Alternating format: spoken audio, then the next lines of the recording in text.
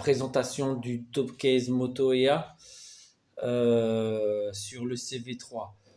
J'ai monté ça comme ça parce que je voulais pas avoir en fait le top case qui vient ici en position arrière et quand on roule qui fait un porte-à-faux derrière là, je déteste ça. Bon, j'ai mis un top case parce que j'avais pas le choix. J'ai un casque qui rentre absolument pas dans le coffre. Et puis c'était chiant quand j'allais quelque part faire des courses et tout ça, dans le coffre il rentre rien, donc voilà. Euh, vous imaginez bien, vous qui avez un CV3, comment c'est. Alors j'ai réussi à le monter comme ça parce que je voulais en fait que le top case, on puisse l'enlever et remettre dedans la selle d'origine. Donc c'était pas simple, j'ai un peu galéré pour faire le système, mais ça fonctionne.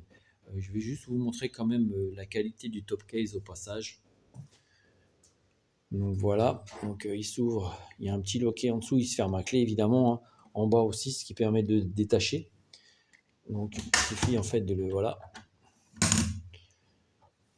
Le fait qu'il soit aussi un peu incliné en arrière, du coup, permet aussi que le coffre reste bien ouvert. Voilà. Donc il y a une espèce d'imitation simili-cuir qu'il y a dedans. C'est assez bien fait, hein. Rien à dire. On peut mettre son portefeuille, son téléphone, enfin voilà, tout ce qui va bien. Dedans, la qualité est la même. Donc il y a une petite boucle ici, voilà, un élastique. Il rentre dedans, il rentre un casque. Voilà, il rentre, j'ai un modulable, il rentre dedans. Voilà, donc rien de spécial.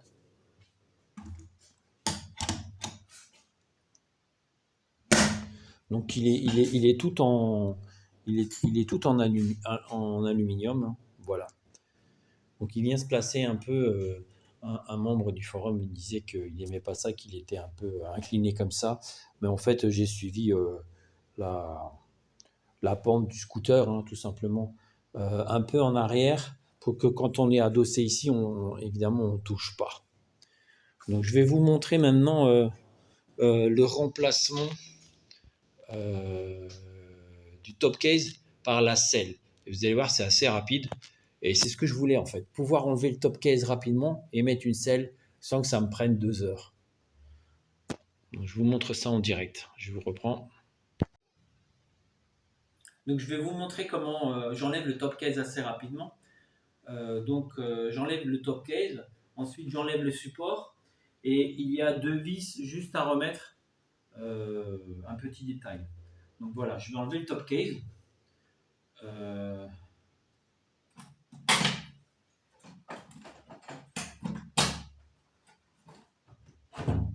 Voilà, on enlève le top case.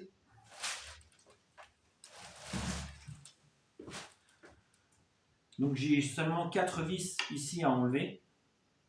Voilà. Juste pour information, hein. Ça tient, hein. On ne peut pas l'enlever. Donc j'ai vraiment 4 vis à enlever. Voilà, une.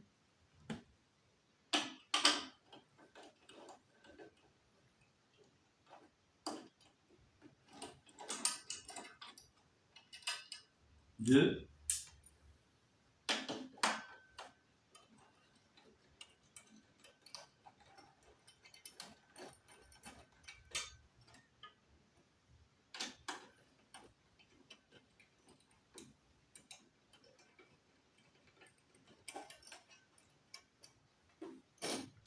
Voilà, 3, 4. J'enlève le support.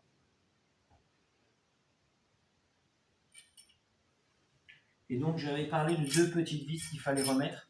J'ai pas le choix. Donc ces 2 petites vis qui sont d'origine, il faut les remettre en place. C'est là où vous venez l'emplacement du support du top case.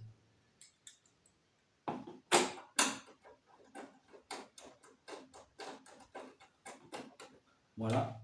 Et on vient replacer la selle d'origine.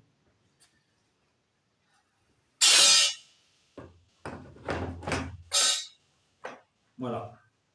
Donc ça m'a pris moins de 2 minutes.